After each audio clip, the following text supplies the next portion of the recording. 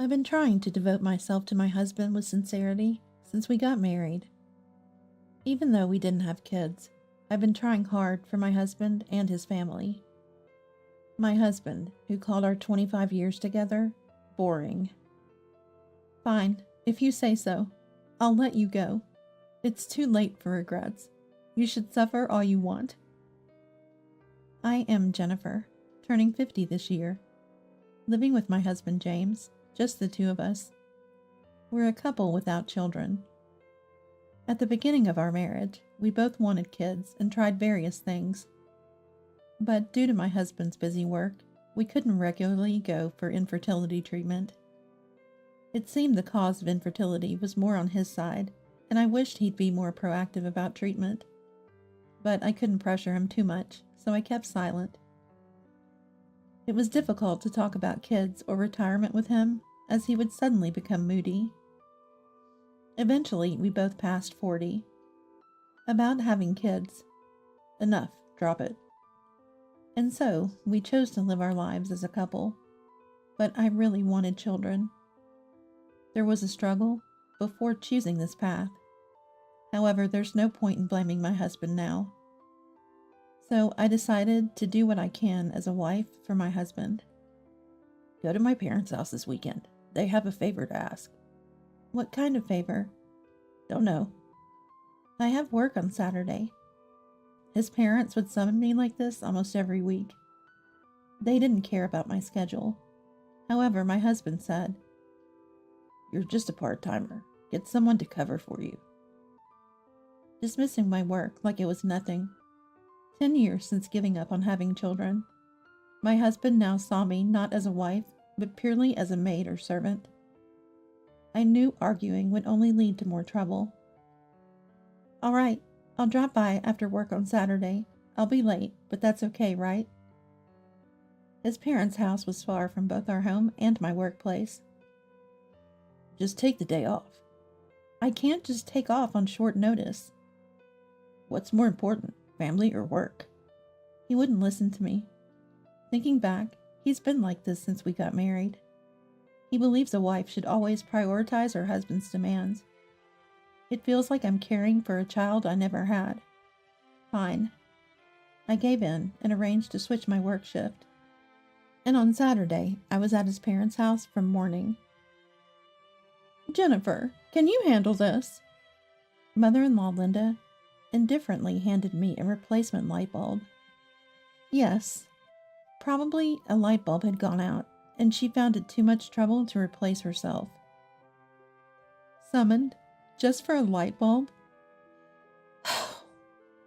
I sighed as I replaced it. A task that takes less than a minute. To think I traveled over an hour for this made me angry. After replacing it, I approached Linda.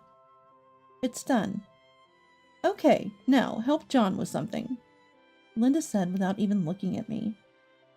Then, sort out these old books. And father-in-law John called me over. A room piled high with books, likely John's collection. But why doesn't he sort his own things?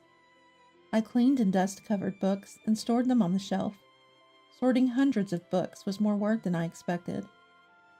How does John, living on an old age pension, afford all these books? I wondered as the clock hit 4 p.m. I had to get home soon to prepare dinner, or my husband would get grumpy. Excuse me, I should be going now. I bid farewell to my parents-in-law and left. Neither of them thanked or saw me off. Despite my doubts and suspicions, I've somehow maintained a relationship with my husband and parents-in-law. I've tried to comply with unreasonable demands as much as possible, but there were things that just didn't go as planned. It was about children with James. From the beginning of our marriage, the parents-in-law were not pleased that we couldn't have children. Jennifer, no child yet? I want to see my grandchild soon. I remember the parents-in-law always asking me for a grandchild whenever they saw me. Both my husband and I thought there was no need to rush, so I ambiguously smiled and played it off. However, after 5 years of marriage without children, the impatient parents-in-law confronted me. Jennifer, Can you not have children? Yes, it's strange to have no kids after 5 years. They asked me. It was hard being questioned like that, especially since recent tests showed the cause of infertility was on my husband's side. No, John, that's... As I tried to explain. Don't be so hard on Jennifer, Dad and Mom. She's having a hard time, too. My husband defended me. Looking back, he probably just wanted to hide that he was the cause. But at that time, I was happy that he stood up for me. Gradually, my husband stopped pursuing treatment, and I stopped going to the hospital. We never declared we won't have children, but gradually the parents-in-law stopped pressuring for a grandchild. And the gap between me and the parents-in-law deepened over the years. I tried to bridge that gap, responding to their calls without complaint, but after all that help, not even a word of thanks. Instead, they acted as if it was only natural for me to do these things. John and Linda seemed cold to me. That's because they're disappointed about not seeing their grandchild. But that's not my fault, right? Huh? It's your responsibility since you couldn't have them. But that's... I stopped mid-sentence. I thought it wasn't right to blame him for the infertility. Anyway, Dad and Mom seem to rely on you, so please continue to help out. My husband acted as if he had no part in this. I started to think that maybe it was time to reevaluate this relationship. One day, while cleaning my husband's room, I found an unfamiliar envelope on his study desk. Usually at home, I would go through all the mail that arrived, but I didn't recognize this envelope. It was already opened, so my husband had seen its contents. Out of curiosity, I looked at the document inside. What is this? $20,000? It was a bill for a debt my husband seemed to have taken on. I felt dizzy at the amount. I had never imagined that he was in debt without my knowledge. He was contributing a fixed amount to our household each month, and there were no signs of him wasting money. I need to ask him about this soon, I thought, and quietly waited for him to come home that day. He returned at 9 p.m. Maybe he had worked overtime again. Usually, I would say, "Thanks for your hard work," but I couldn't feel that way today. "Welcome home. I need to talk to you." "Right, after I get back. What is it?" He sounded irritated. "What about dinner? I'm hungry." "Sit down first. It's important." He threw his bag roughly and sat down, loosening his tie. I presented him with the debt bill I had found earlier. "Explain this to me. What is this?" "Don't go through my stuff without permission." "It was just lying there on the desk. I didn't snoop around." My husband wouldn't look at me, just sat there with his elbows on the table, silent. "More importantly, what did you use this $20,000 for? Do you have a plan for repaying it?" I kept pressing him with questions. "Stop nagging. Just be quiet." "I'm family. Why would you secretly go into debt?" I was filled with distrust at my husband's dishonest attitude. How could he act this way, hiding a $20,000 debt from his wife? I was on the verge of exploding with anger. Then my husband let out a heavy sigh. "Being with you feels suffocating." He glared at me, but I didn't back down. "What does that have to do with the debt?" Then he said something definitive. "Living these 25 years of marriage, it's been a truly dull life. That's why I spent the money for a change of pace. Got a problem with that?" I felt as if all the energy had drained from my body. Dull? What was the meaning of all I had done for my husband until now? "What do you mean? Haven't I always devoted myself to you and your family? How can you say such awful things?"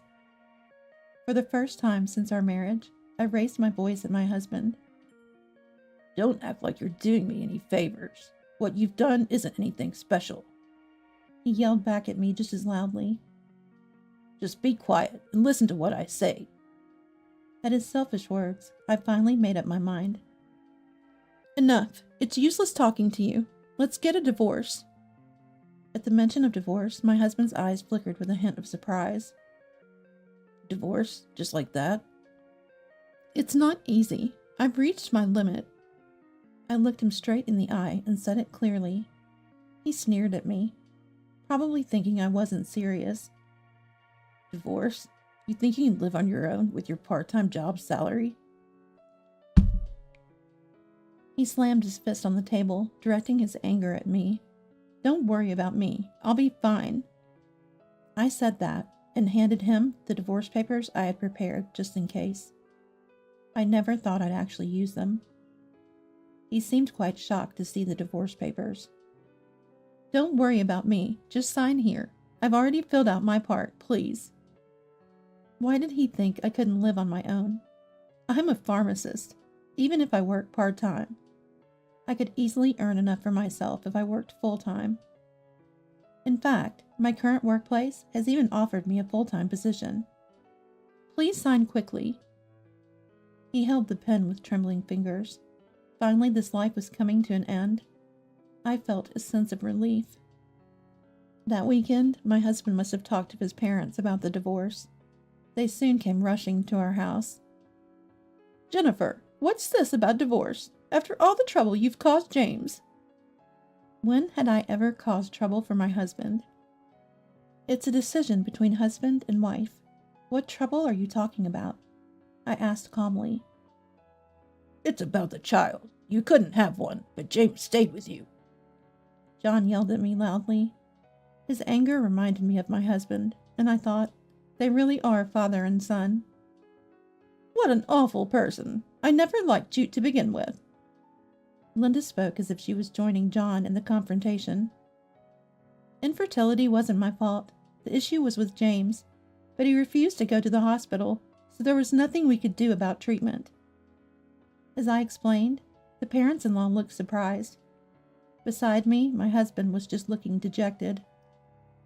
Besides, secretly going into debt without telling me, I can't continue living with you. Debt? I didn't know about that.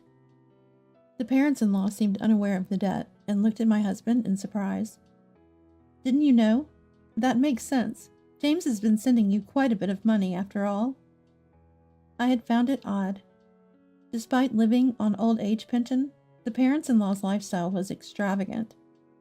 John was buying expensive books almost every week, adding to his collection, and Linda frequently dined at upscale restaurants. They might have savings from their working days, but it still seemed too extravagant. For ordinary employees and housewives, the amount from old age pension isn't that much. Then I checked my husband's bank account. Seeing frequent transfers to the parents-in-law, things clicked into place. Furthermore, James, you should moderate your gambling. I continued. He looked at me. You are at the casino almost every day. How did you know that? If you're going to gamble without your wife noticing, at least do it far from home. I had thought he was working late every night, but I was wrong. The supermarket where I always shop is next to a casino. Having seen my husband entering and exiting the casino, I had my suspicions.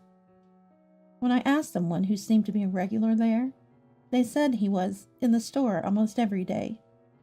My husband had become a full-blown gambling addict. Continuing a married life with such a person would lead to my ruin. I insisted on the divorce, paying no mind to their disappointment. Seeing the once assertive parents-in-law, now dejected, felt satisfying. I've got your signature. Goodbye, then. I packed my things and left the house immediately. After the divorce, I started working as a full-time employee. The work was complex, and there was a lot to learn, so it was tough at first. However, living without having to worry about home and only caring for myself felt liberating. I even thought, why didn't I do this sooner? Forgetting about my husband and parents-in-law, I enjoyed my life. Jennifer? Why are you here? It was a year after the divorce when James, looking disheartened, appeared at my workplace. There had been no contact since the divorce, so why reach out now? I thought of ignoring him, but it wasn't feasible with him coming to my workplace. I explained the situation to my coworkers and took early leave to talk with James. I couldn't invite him home, so I reluctantly met him at a cafe near my workplace. Please, I can't pay back the debt anymore. James bowed his head, as if rubbing it against the table. The debt keeps increasing, and no one will help me. You're earning as a full-time employee now, right? Help me. James pleaded with me, his face a picture of misery. Dad and Mom also say they want you to come back. The parents-in-law probably hoped I would return to work like a slave for them again. Why do you need me? Dad and them can't live like this anymore. Huh? I don't have any money, and I can't borrow anymore, so I can't send them anything either. Both the parents-in-law and James, despite repaying debts, apparently can't reduce their standard of living. Well then, why don't you live within the means of what you get from the old age pension? That's why I'm asking you for help. Dad and them are living on debts too. What? Borrowing beyond the old age pension? From predatory lenders? That's why I'm really in trouble. Please, Jennifer. Looking at James' pitiable state, I felt no sympathy. This was the consequence of how he had treated me all this time.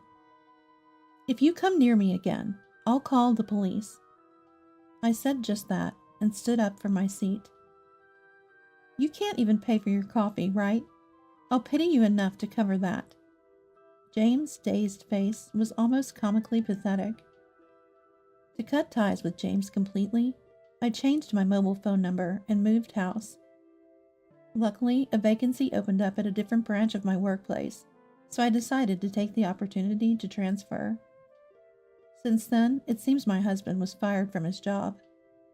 The parents-in-law had indeed borrowed money from a seriously predatory lender. The collection calls even reached James' company, leading to his dismissal once the company found out. He was on the verge of bankruptcy, burdened with debts he had no way of repaying. To think, he fell so far just a year after our divorce. He's a stranger to me now, so it doesn't matter. Now, I live 200 miles away from James. Being in a new place with no acquaintances, living alone was honestly intimidating.